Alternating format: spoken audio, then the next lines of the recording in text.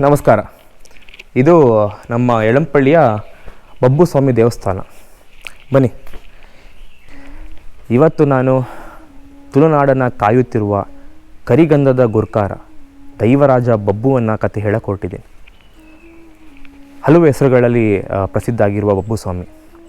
ಬಡಕಾಯಲ್ಲಿ ಬಬ್ಬು ಸ್ವಾಮಿ, ತೆನ್ಕಾಯಲ್ಲಿ ಕೋರಿದಬ್ಬು, ನೀಲೇಶ್ವರದಲ್ಲಿ ನೀಲಕಂಠ, ಕೇರಳ ಮಲಯಾಳಿ ರಾಜ್ಯದಲ್ಲಿ ಮುತ್ತಪ್ಪ ಸ್ವಾಮಿ. ಈ ಹೆಸರುಗಳು ಹೇಗೆ ಬಂತು? ಕರಿಗಂಧದ ಗುರ್ಕಾರ ಅಂದರೆ ಏನು, ಬಬ್ಬು ಸ್ವಾಮಿ, ಈ ಥರ ಹೆಸರು ಯಾಕೆ ಬಂತು, ಕೋರದಬ್ಬು ಅಂತ, ಅದು ಈ ವ್ಲಾಗಲ್ಲಿ, ಈ ವಿಡಿಯೋದಲ್ಲಿ ನೋಡ್ತೀರಾ. ಇವಾಗ ಬಬ್ಬು ಹೇಗೆ ಹುಟ್ಟಿದ್ದು, ಏನು ಬಾಲ್ಯ ಜೀವನ ಅಂತ ಸಣ್ಣ ಒಂದು ಕತೆ ಹೇಳ್ತೀನಿ. ಅಪ್ಪೆ ಕಚ್ಚೂರು ಮಾಲ್ತಿಯ ಪುಣ್ಯ ಗರ್ಭದ ಕರಿ ಅಮಾವಾಸ್ಯೆ ಮಂಗಳವಾರದ ದಿನ ಭರಣಿ ನಕ್ಷತ್ರ ಶಿವನ ಅಂಶ ತಾಳಿ ಜನ್ಮ ತಗೊಂಡಿದ್ವ ಮಗು. ಚಿಕ್ಕ ವಯಸ್ಸಿನಲ್ಲಿ ಅನಾಥೆಯಾಗಿ ಕೊಡಂಗೆ ಬನ್ನಾರ್ ಮತ್ತು ತಾಯಿ ಸಿರಿಗಂಧೆ ಉಲ್ಲಾಲ್ದಿಯ ಮುದ್ದಿನ ಮಗನಾಗಿ ಬೆಳೀತಾರೆ. ಅವರು ದತ್ತು ತಗೊಂಡು ಮುದ್ದಿನ ಮಗನಾಗಿ ಬೆಳೆಸ್ತಾರೆ. ಬಾನು ಮತ್ತು ಭೂಮಿ ಸೇರಿದಂಥ ಒಂದು ಹೆಸರಿಗೆ ಹೋಗಿ ಕೊಡ್ತಾರೆ ಅಂದರೆ ಇವಾಗ ಚಿಕ್ಕ ಮಕ್ಕಳಿಗೆ ನಾವು ಹೆಸರು ಇಟ್ಟು ಕರಿಬೇಕಾದ್ರೆ ಹೋಗಿ ಕೊಡ್ತಾರಲ್ಲ, ಅಂದರೆ ರಿಯಾಕ್ಷನ್ ಮಾಡ್ತಾರಲ್ಲ, ಆ ಥರ ಒಂದು ಹೆಸರಿಗೆ ರಿಯಾಕ್ಟ್ ಕೊಡ್ತಾರೆ. ಅದುವೇ ಬಬ್ಬು ಬಾರಗೆ ಅಂತ. ಬಬ್ಬು ಬಾರಗೆ ಅಂದರೆ ಬಾನು ಮತ್ತು ಭೂಮಿ ಸೇರಿದಂಥ ಒಂದು ಹೆಸರು, ಅದು ಬಬ್ಬು ಬಾರಗೆ ಅಂತ. ಕಾಲವನ್ನು ಮೀರಿ ಬೆಳೆದುಕೊಂಡು ಹೋಗ್ತಾರೆ. ಚಿಕ್ಕ ವಯಸ್ಸಿನಲ್ಲೇ ಕಾರ್ಮಿಕದ ಒಂದು ಶಕ್ತಿಯನ್ನು ತೋರಿಸ್ತಾರೆ ಬಬ್ಬು ಸ್ವಾಮಿ. ಅದ್ರ ಕತೆ ಹೇಳ್ತೀನಿ, ಬನ್ನಿ. ಚಿಕ್ಕ ವಯಸ್ಸಿನಲ್ಲೇ ಹೇಗೆ ಅವ್ರು ಕಾರ್ಮಿಕ ತೋರಿಸಿದ್ರು, ಏನದು ಕತೆ ಅಂದರೆ, ಒಂದು ದಿನ ಬಬ್ಬು ಸ್ವಾಮಿ ಭತ್ತವನ್ನು ಕಾಯುತ್ತಿರಬೇಕಾದ್ರೆ, ಭತ್ತ ಅಂದರೆ ರೈಸ್ ಪ್ಯಾಡಿ ಅಂತ ಹೇಳ್ತಾರಲ್ಲ, ಭತ್ತನ ಕಾಯಬೇಕಾದ್ರೆ ಮಾಯದಿಂದ ಬಂದಂಥ ಕೋಳಿ ಮತ್ತು ಕಾಗೆನ ಒಂದೇ ಕಲ್ಲಲ್ಲಿ ಎಲ್ಲ ಕೋಳಿ ಮತ್ತು ಕಾಗೆನ ಸಾಯಿಸ್ತಾರೆ. ಇದನ್ನು ನೋಡಿ ಅಮ್ಮ ಸಿರಿಗಂಧೆ ಉಲ್ಲಾಲ್ದಿ, ಸತ್ಯನ ಹೊಸಲಿನನ್ನು ನೀನು ಸ್ಮಶಾನ ಮಾಡಿದಲ್ಲ ಮಗ ಅಂತ ಹೇಳ್ತಾರೆ. ಈ ಮಾತನ್ನ ಕೇಳಿ ಬಬ್ಬು ಸ್ವಾಮಿ ಎಲ್ಲ ಕೋಳಿ ಮತ್ತು ಕಾಗೆಗೆ ಜೀವ ತುಂಬ್ತಾರೆ, ಮಾಯದಿಂದ ಜೀವ ಬರೆಸ್ತಾರೆ. ಅಲ್ಲಿಂದ ಅವ್ರ ಹೆಸರು ಕೋರಿದ ಬಬ್ಬು, ಕೋರ್ದಬ್ಬು ಅಂತ ಆಗುತ್ತೆ. ನಾವು ಮುಂಚೆ ಹೇಳಿದ್ನಲ್ಲ, ತೆಂಕಾಯಲ್ಲಿ ಕೋರ್ದಬ್ಬು ಅಂತ ಕರೀತಾರೆ ಅಂತ, ಇಲ್ಲಿಂದ ಅವ್ರ ಹೆಸರು ಬರುತ್ತೆ ಕೋರಿದ ಬಬ್ಬು, ಕೋರ್ದಬ್ಬು ಅಂತ. ಹೀಗೆ ಅವರ ಮಾಯವನ್ನು ತೋರಿಸ್ತಾ ಇರ್ತಾರೆ. ಮತ್ತು ಇನ್ನೊಂದು ಏನು ಪ್ರಸಿದ್ಧ ಅಂದರೆ ಈ ಚಿಪ್ಪಿ ಅಂದರೆ ನಾನು ತೋರಿಸ್ತೀನಿ ಇಲ್ಲಿ. ಇದು ಚಿಪ್ಪಿ, ನಾವು ಕಾಯಿ ತುರಿ ಎಲ್ಲ ಆದಮೇಲೆ ಚಿಪ್ಪಿ ಇರುತ್ತಲ್ಲ, ಇದೊಂದು ಚಿಪ್ಪಿ. ಈ ಚಿಪ್ಪಿಯಿಂದ ಬಾವಿ ತೋಡಿ, ಬಾವಿಯಲ್ಲಿ ನೀರಿನ ಅಂಶ ಎಲ್ಲಿರುತ್ತೆ, ಹೇಗೆ ನೀರಿನ ಅಂಶ ತೆಗೆಯೋದು ಅಂತ ತನ್ನ ತಂತ್ರ ಮಂತ್ರದಿಂದ ಪ್ರಸಿದ್ಧ ಆಗಿ ಊರೂರಲ್ಲೇ ಹೆಸರು ಮಾಡ್ತಾರೆ ಬಬ್ಬು ಸ್ವಾಮಿ. ಈ ಅವರ ಹೆಸರು ಮಾಡಿ ಒಂದು ದಿನ ಕಟ್ಪಾಡಿಯ ರಾಜ್ಯರ ಅರಸು ಇದ್ದಾರಲ್ಲ, ಅವ್ರ ಕಿವಿಗೆ ಬೀಳ್ತಾರೆ ಈ ಬಬ್ಬು ಸ್ವಾಮಿ ಅನ್ನೋ ಒಂದು ಹೆಸರು. ಈ ಪ್ರಸಿದ್ಧತೆ ನೋಡ್ಬಿಟ್ಟು ಬಬ್ಬು ಸ್ವಾಮಿಗೆ ಬರದೇ ಇರೋರು ಹೋಗಿ ರಾಜನ ಕಿವಿ ತುಂಬಿ ಬಬ್ಬು ಸ್ವಾಮಿಯ ಮೇಲೆ ಮೋಸದ ಬಲೆ ಬೀಳಿಸ್ತಾರೆ. ಆವಾಗ ಅರಸರು ಒಂದು ಪತ್ರ ಬರೀತಾರೆ ಕೋಡಿಕಂಡಾಳಗೆ. ಮೋಸದ ಬಲೆ ಅಂದರೆ ಕಂಚಿನಡ್ಕ ಮಿಂಚಿನ ಗೂಡಲ್ಲಿ ರಸಪಾತಳದ ಒಂದು ಬಾವಿ ಅಗೀತಾರೆ. ಆ ಬಾವಿ ಏನಕ್ಕೆ ಅಗೀತಾರೆ ಅದನ್ನು ಹೇಳ್ತೀನಿ. ಸೊ ಪತ್ರ ಬರೀತಾರೆ. ಕಟ್ಪಾಡಿಯ ಅರಸರು ಕೋಡಿಕಂಡಾಳಗೆ ಒಂದು ಪತ್ರ ಬರೀತಾರೆ.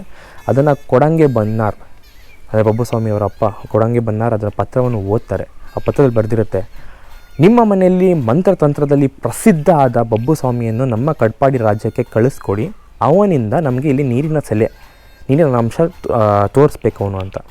ಇದನ್ನು ಓದ್ತಿರ್ಬೇಕಾದ್ರೆ ಕೊಡಂಗೆ ಬನ್ನಾರ್ ಅವ್ರಿಗೆ ಸಂಶಯ ಆಗುತ್ತೆ, ಇದು ಎಲ್ಲೋ ಮೋಸ ಏನೋ ಇದೆ ಅಂದ್ಬಿಟ್ಟು ಒಂಥರ ಸಂಶಯ, ಫೀಲಿಂಗ್ ಅಂತೀವಲ್ಲ ನಾವು, ಆ ಥರ.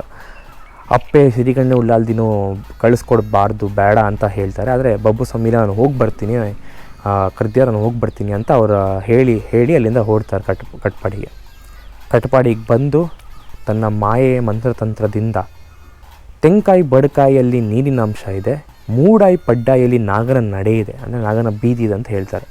ಅದಕ್ಕೆ ಅರಸರು, ನೀನು ಈಗ ಹೇಳಿದ್ರೆ ಹೆಂಗೆ, ನಮ್ಗೆ ಗೊತ್ತಾಗಲ್ಲ, ನೀನು ಒಂದು ಕೆಲಸ ಮಾಡೋ, ನೀನು ಬಾವಿಯಲ್ಲಿ ಇಳಿದು ನಮಗೆ ನೀರಿನ ಅಂಶ ತೋರಿಸ್ಕೊಂಡು ನೀನು ಅಂತ ಹೇಳ್ತಾರೆ. ಆಲೋಚನೆ ಮಾಡಿದ್ಮೇಲೆ ಬಬ್ಬು ಸ್ವಾಮಿ ಆ ರಸಪಾತಳದ ಬಾವಿಗೆ ಇಳಿತಾರೆ. ರಸಪಾತಳ ಅಂದರೆ ತುಂಬ ಡೀಪ್ ಬಾವಿ, ಕಂಚಿನಡ್ಕ ಮಿಂಚಿನದ ಗೂಡಿನಲ್ಲಿ ರಸಪಾತಳದ ಬಾವಿ.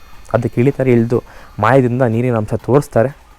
ತೋರಿಸಿದ ತಕ್ಷಣ ಮೇಲ್ಗಡೆ ಅವರ ಅರಸರಿನ ಜನರು ಇರ್ತಾರೆ, ಅವರು ಆ ಬಾವಿಯನ್ನು ಮುಚ್ತಾರೆ ಕಂಪ್ಲೀಟಾಗಿ.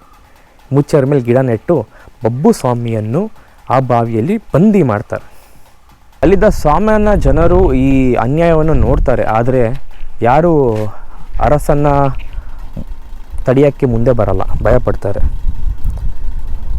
ಅದಕ್ಕೆ ಅವರು ಬಾವಿಯಿಂದ ಯಾರನ್ನೂ ಆ ಬಬ್ಬು ಸ್ವಾಮಿನ ಆಚೆ ತೆಗಿಲ್ಲ. ಬಬ್ಬು ಸ್ವಾಮಿ ಅಳ್ತಾ ಇರ್ತಾರೆ, ಕೂಗ್ತಾ ಇರ್ತಾರೆ, ನನ್ನ ಆಚೆ ತೆಗೀರಿ, ನನ್ನ ಕಾಪಾಡಿ ಅಂತ. ಆದರೆ ಯಾರೂ ಆಚೆ ತೆಗಿಲ್ಲ. ತುಳುವಲ್ಲಿ ಇದಕ್ಕೊಂದು ವಾಕ್ಯ ಇದೆ, ಹೇಗೆ ಅವರು ಅಳ್ತಾರೆ ಅನ್ನೋದು.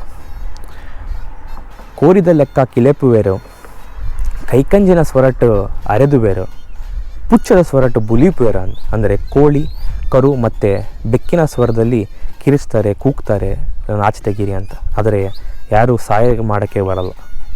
ಅದೇ ಬಾವಿಯಲ್ಲಿ ನಾಗಬ್ರಹ್ಮಗೆ ಶಾಪಗೆ ಬಲಿಯಾದ ಒಂದು ಕರಿನಾಗ ಇರುತ್ತೆ.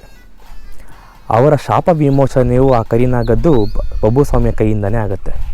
ಅಲ್ಲಿಂದ ಕರಿನಾಗನ ವಿಷವನ್ನು ಭಕ್ತರ ರಕ್ಷಣೆಗಾಗಿ ಕರಿಗಂಧದ ರೂಪದಲ್ಲಿ ಕೊಡ್ತಾರೆ.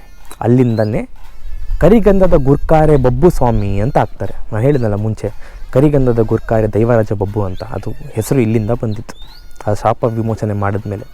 ಇದೇ ಥರ ಮುಂದೆ ಅವರು ಬಾವಿಯಲ್ಲಿ ಅಳ್ತಿರ್ಬೇಕಾದ್ರೆ ಆ ಕಂಚಿನಡ್ಕ ಮಿಂಚಿನ ಬಾವಿಯ ರಸ್ತೆಯಲ್ಲಿ 3 ಜನ ಮುಗಿಯರು ಮತ್ತೆ ಅಪ್ಪೆ ತನಿಮನೆಗೆ ಬರ್ತಾ ಇರ್ತಾರೆ ಆ ಜಾಗದಲ್ಲಿ. ಇದನ್ನು ಅವರು ಅಲ್ಲಿಂದ ಸ್ವರ ಬರೋದು ನೋಡಿ ಯಾರು ಅಂತ ಕೇಳ್ತಾರೆ. ಆವಾಗ ಬಬ್ಬು ಸ್ವಾಮಿ ತನ್ನ ಕತೆ ಹೇಳಿ, ನನ್ನ ಮೇಲೆತ್ತಿ, ನೀವೇನೋ ಹೆಣ್ಣು ಆಗಿದ್ದರೆ ನನ್ನ ತಂಗಿ ಅಂತ ಅನ್ಕೋತೀನಿ, ಗಂಡು ಆಗಿದ್ದರೆ ನನ್ನ ಒಡ ಹುಟ್ಟಿದ ಅಣ್ಣ ತಮ್ಮ ಅಂತ ಅನ್ಕೋತೀನಿ ಅಂತ ಹೇಳ್ತಾರೆ. ಆದರೆ ನನ್ನ ಮೇಲೆತ್ತಿ ಅಂತಾರೆ. ಇದನ್ನು ಕೇಳಿ ತನಿಮನಿಗೆ ತನ್ನ ಸ್ವಂತ ಗೆಜ್ಜೆ ಕತ್ತಿಯಲ್ಲಿ ಆ ಮುಚ್ಚಿದಂಥ ಒಂದು ಕಲ್ಲಿಗೆ 16 ಗೆರೆ ಗೀಸ್ತಾರೆ. ಗೆರೆ ಗೀಸಿದಾಗ ಕಲ್ಲಿನಲ್ಲಿ ಬಿರುಕು ಬಂದು ಆ ಕಲ್ಲು ಹೊಡೆದೋಗಿ ಬಬ್ಬು ಸ್ವಾಮಿಗೆ ಒಂದು ಬೆಳಕು ಕಾಣುತ್ತದೆ. ಅದು ತನಿಮನಿಗೆ ಹೇಳ್ತಾರೆ, ನೀನು ನಾನು ಸ್ವಂತ ಅಣ್ಣನಂತ ಅಂದ್ಕೊಂಡು ನಾನು ಹುಟ್ಟಿರುವ ಸೀರೆ ಕೆಳಗಡೆ ಬಿಡ್ತೀನಿ, ಅದನ್ನು ಆಧಾರ ಮಾಡಿಕೊಂಡು ನೀನು ಮೇಲ್ಗಡೆ ಬಾ ಅಂತ. ಆದರೆ ಮೇಲ್ಗಡೆ ಬಂದಾಗ ನನ್ನನ್ನು ನೋಡಬೇಡ, ನನ್ನನ್ನು ನೋಡಿದ್ರೆ ನಿನಗೆ ದೋಷ ಬೀಳುತ್ತೆ ಅಂತ. ಸರಿ ಆಯಿತು ಅಂತ ಹೇಳಿ ಅವರು ಕೆಳಗಡೆ ಹಾಕಿದ್ದ ಸೀರೆಯನ್ನು ಎತ್ಕೊಂಡು ಮೇಲ್ಗಡೆ ಬರ್ತಿರ್ಬೇಕಾದ್ರೆ ತಪ್ಪಾಗಿ ಅವ್ರನ್ನ ನೋಡಿದ್ದ ದೋಷದಲ್ಲಿ ಬಬ್ಬು ಸ್ವಾಮಿ ತನ್ನ ಮುಂಡವನ್ನು ಕೊಚ್ಚಿ ರಕ್ತದ ಓಕಳಿನೇ ಹರಿಸ್ತಾರೆ ಪ್ರಾಯಶ್ಚಿತವಾಗಿ. ಇಲ್ಲಿಂದ ಅಣ್ಣ ತಂಗಿಯಾಗಿ ಜಾಗ ಬಿಟ್ಟು ಮಾಯೆಗೆ ಸೇರಿ ದೈವಗಳಾಗಿ ಕಾರ್ಮಿಕದ ರೂಪದಲ್ಲಿ ಮೆರೀತಾರೆ.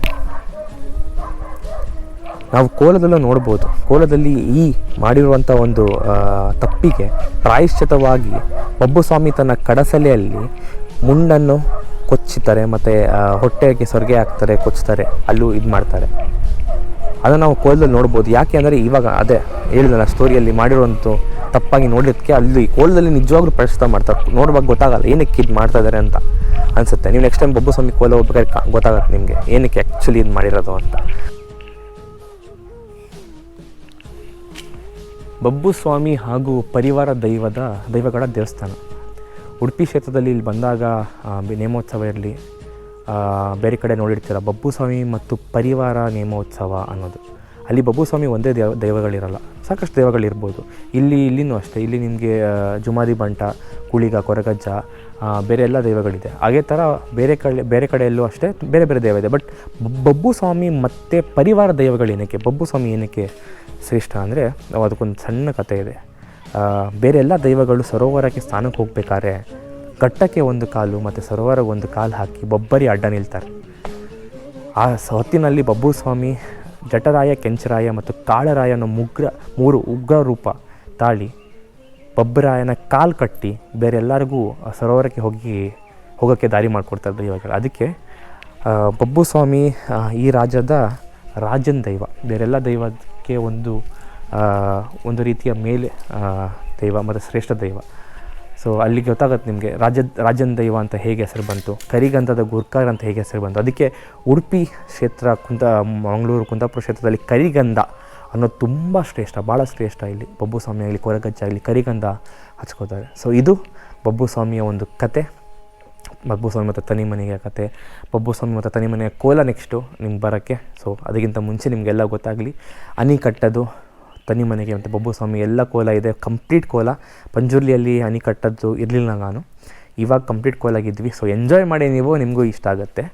ಲೆಟ್ಸ್ ಬಾಯ್.